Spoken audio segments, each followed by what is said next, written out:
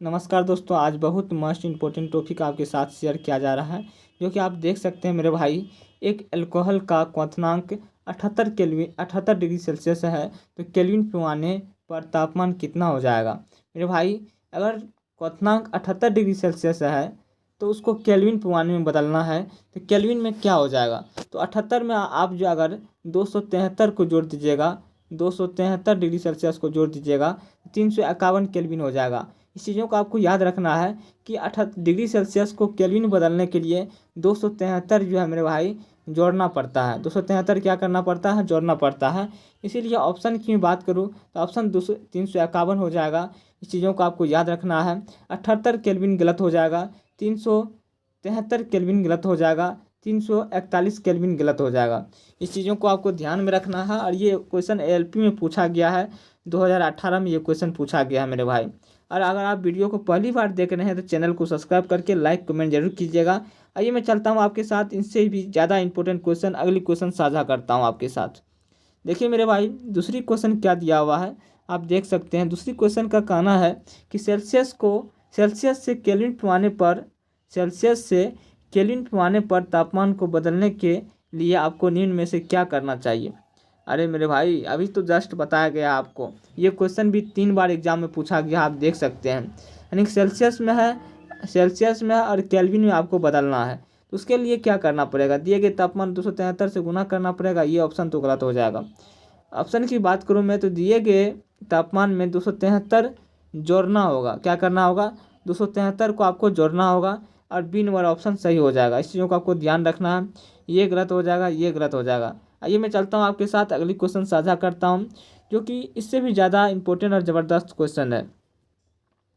ये क्वेश्चन है, यहाँ दिया हुआ है मेरे भाई, यहाँ दिया हुआ है कि उस तापमान का मान कितना होता है, उस तापमान का मान कितना होता है जो मानव शरीर के सामान्य मान होता है। यानी कि उस तापमान का मान कितना होगा जो मानव शरीर का जो है सामान्य माना जाता है। तो उस तापमान की मैं बात करूँ तो 95 डिग्री फ़ारेनहाइट पहली ऑप्शन दिया हुआ है, जो कि गलत हो जाएगा।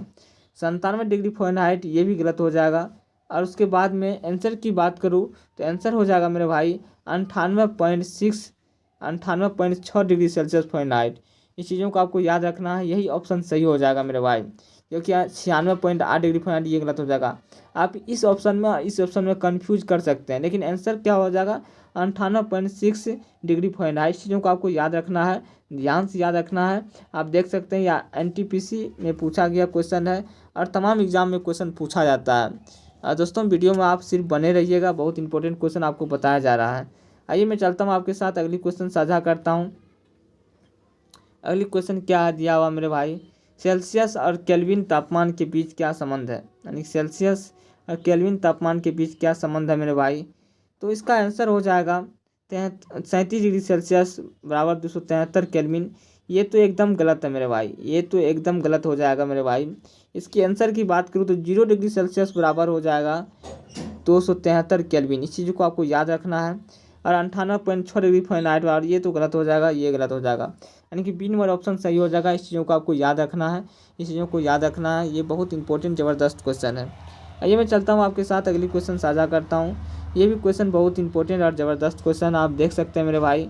ये कितनी एग्जाम में पूछा गया, आरआरबी ग्रुप डी में पूछा गया 2018 में मेरे भाई। मैं चलता हूँ, निम्न में से कौन सा तापमान मात्रक नहीं है। यानी कि कौन से तापमान का मात्रक नहीं है मेरे भाई। तो मात्रक की बात करूँ तो फ़ारेनहाइट का तो मात्रक है मेरे भाई, सेल्सियस का भी मात्रक है, आप जानते हैं इसी है, केल्विन का भी मात्रक है, लेकिन पास्कल एक ऐसा है जिसका मात्रक नहीं है मेरे भाई। इस चीज़ों को आपको याद रखना है। पास्कल का क्या है, मात्रक नहीं है, पास्कल का मात्रक नहीं होता है। इस चीज़ों को आपको याद रखना है, बहुत इंपॉर्टेंट और ज़बरदस्त आपको क्वेश्चन पढ़ाया गया है। आइए मैं चलता हूँ आपके साथ, अगली क्वेश्चन साझा करता हूँ। ये भी क्वेश्चन बहुत इंपॉर्टेंट ज़बरदस्त क्वेश्चन है मेरे भाई। आप देख सकते हैं ये क्वेश्चन क्या कहता है, किस तापमान पर पानी तरल और ठोस दोनों स्थितियों में विद्यमान हो सकता है।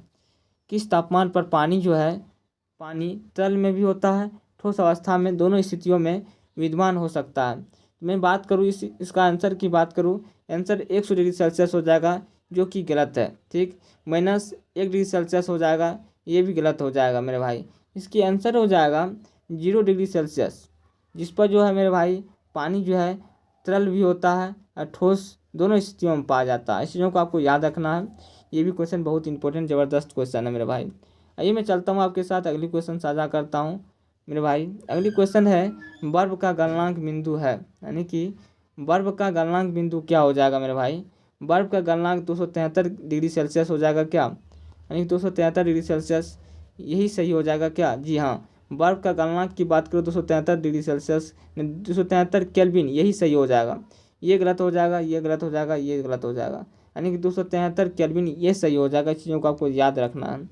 आइए मैं चलता हूँ आपके साथ अगली क्वेश्चन साझा करता हूँ। ये भी क्वेश्चन बहुत इंपॉर्टेंट है, आप देख सकते हैं मेरे भाई। क्वेश्चन क्या कहता है, केल्विन पैमाने पर लिए गए ताप को सेल्सियस पैमाने पर बदलने के लिए आपको दिए गए ताप में डैश होगा। 273 घटाना होगा क्या।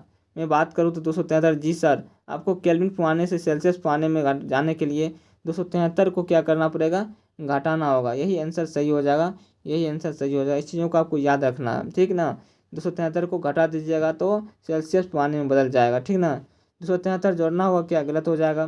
273 से विभाजित करना गलत हो जाएगा, गुना करना गलत हो जाएगा। आंसर हो जाएगा ए नंबर। इसको याद रखना है आपको दोस्तों। इससे अगली क्वेश्चन क्या है देख सकते हैं आप। ये क्वेश्चन है घन वस्तु की ऊष्मा चालन का दर पर निर्भर नहीं करता। जी हाँ, घन जो है वस्तु की ऊष्मा चालन के दर पर डैश पर निर्भर नहीं करता है। सामग्री की घनत्व पर निर्भर नहीं करता है, ये तो गलत हो जाएगा। सामग्री के आयाम पर निर्भर नहीं करता, ये भी गलत हो जाएगा। इसकी आंसर की मैं बात करूँ तो घर्षण हो जाएगा, जो कि आंसर है घर्षण। इस चीज़ों को आपको याद रखना, यही आंसर सही हो जाएगा दोस्तों। चलिए मैं चलता हूँ आपके साथ अगली क्वेश्चन साझा करता हूँ।